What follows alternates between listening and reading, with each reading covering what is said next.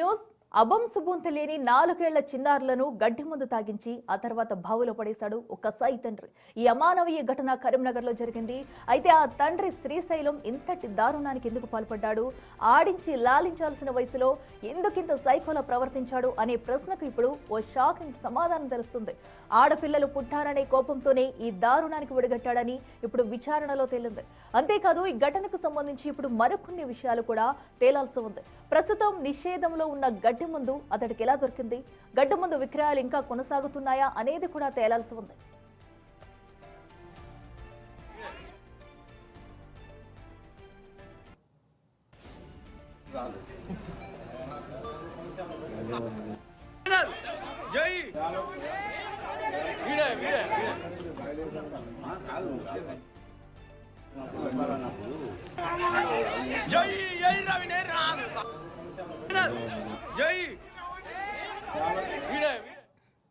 రెడ్డికి మరింత సమాచారం మా ప్రతినిధి శ్రీనివాస్ అందిస్తారే. శ్రీనివాస్, ఏదైతే ఒక తండ్రిలో లాలించి ఆడించాల్సిన కన్న పిల్లలను కూడా 4 ఏళ్ల వయసున్న 2 పిల్లల్ని కూడా కసాయి తండ్రి అయితే అతి కిరాతకంగా చంపేశాడు.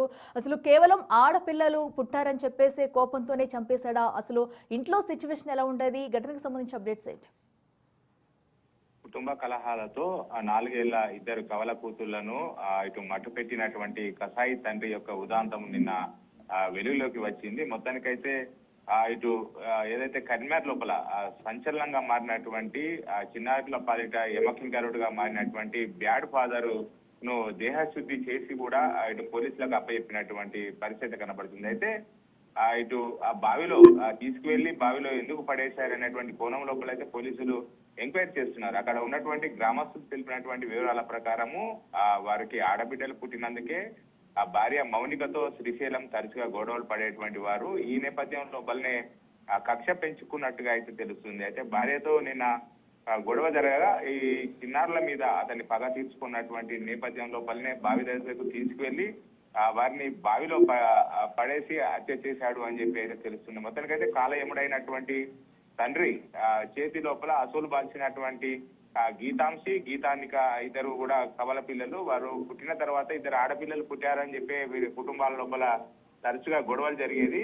ఆడబిడ్డలిద్దరిని కావాలనే ఆ పొలానికి తనతో పాటు తీసుకువెళ్లి ఈ ధర్నానికి అయితే ఆ తండ్రి ఒడగొట్టినట్టుగా తెలుస్తుంది. అయితే నిన్న ఆ బావి లోపల ఇటు మొదట ఒక చిన్నారి లోపల గీతాంశి మృతదేహం లభ్యం కాగా తర్వాత 2వ కూతురు గీతాన్విక మృతదేహం కూడా రెస్క్యూ టీమ్ తో గాలించి ఆ బావి లోపల లభ్యమైనటువంటి పరిస్థితి. తర్వాత పోస్ట్ మార్టం నివేదిక కోసం అయితే కరీంనగర్ ఆసుపత్రికి తీసుకువచ్చినటువంటి పరిస్థితి. మొత్తానికైతే ఆ 2 ఆడపిల్లలు కవలలుగా పుట్టడం, తర్వాత వీరిద్దరి మధ్య భార్యాభర్తలు 2 మధ్య తరచుగా గొడవల కారణంగానే ఆ చిన్నారులపై ఇటు పగ తీర్చుకున్నాడని చెప్పి అయితే ప్రాథమిక విచారణ లోపల తేలినటువంటి పరిస్థితి. మొత్తానికైతే ఈ నేపథ్యం లోపల 2 చిన్నారులను చంపివేయడంతో శ్రీశైలంను అక్కడనే ఆ గ్రామస్తులు చిత్కబాది ఇటు పోలీసులకైతే అప్పచెప్పినటువంటి పరిస్థితి. ఏదేమైనప్పటికీ జూబ్లీ నగర్ లోపల ఈ చిన్నారులు 2ని కూడా ఇటు కసాయి తండ్రి కడచేర్చడం అయితే స్థానికంగా చర్చనీయాంశంగా మారినటువంటి పరిస్థితి కనబడుతుంది మనకు. అయితే శ్రీనివాస్, అటు బావులో పడేసే ముందు కూడా గడ్డి మందు అయితే ఆ పిల్లలకి తాగించినట్టు తెలుస్తుంది. అసలు ఆ చేతులు ఎలా వచ్చాయని అనుకోవచ్చు. అసలు ఆ గడ్డి మందు కూడా అండ్ అలాగే నిషేధంలో కూడా ఉంది. గడ్డి మందును ఎక్కడి నుంచి తీసుకొచ్చారు? ఆ చుట్టుపక్కల ప్రాంతాల్లో ఎక్కడైనా ఇంకా విక్రయాలు జరుగుతున్నాయా? కావాలనే ఆ చిన్నారులను 2ని కూడా బావి వద్దకు తీసుకెళ్లారు. అయితే బావి వద్ద గడ్డి మందు సంబంధించినటువంటి డబ్బా ఉండడంతో ఆ గడ్డి మందు తాగి బావిలో పడేశారని చెప్పి అనుమానాలు వచ్చాయి. కానీ ఆ పోలీసులు తెలుపుతున్నటువంటి వివరాల ప్రకారము ఆ చిన్నారులకు గడ్డి మందు తాగించలేదు, కేవలము ఆ చిన్నారులను ఆ బావిలో పడేసి మాత్రమే హత్య చేశారు అని చెప్పి అయితే పోలీసులు చెప్తున్నటువంటి పరిస్థితి. ఆ చిన్నారులు 2కి కూడా ఎలాంటి గడ్డి మందు తాగినటువంటి ఆనవాళ్ళు లేవని చెప్పి చెప్తున్నారు.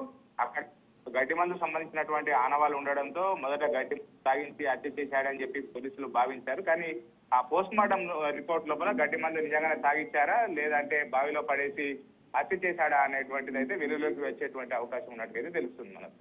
Right Srinivas, thank you.